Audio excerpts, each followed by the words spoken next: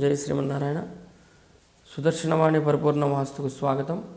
అప్పుల బాధ తీరాలంటే సూచన 2 కనుక తీసుకున్నట్లయితే ప్రతి గృహానికి కూడాను ఉత్తర భాగం అనేది కుబేరస్థానం.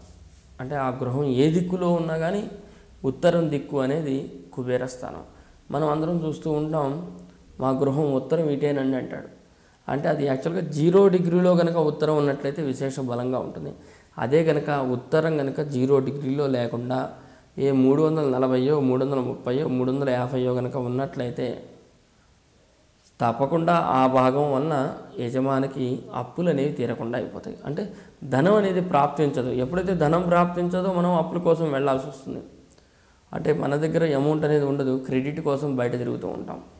కనుక ఉత్తర భాగం కనుక 0 డిగ్రీ కనుక లేకుండా ఉన్నట్లయితే, డిగ్రీల ప్రకారంగా బలం లేకుండా, అది కూడాను తక్కువలో ఉంటే డిగ్రీలు 360 ఉండవలసింది 350, 340, 330 కనుక ఉన్నట్లయితే ఉత్తర సింహద్వారంలో ఆ గృహానికి సంబంధించినటువంటి ఫలితాలలో ముఖ్యంగా ధనం అనేది విస్తారంగా ఖర్చు అవుతూ ఉంటుంది.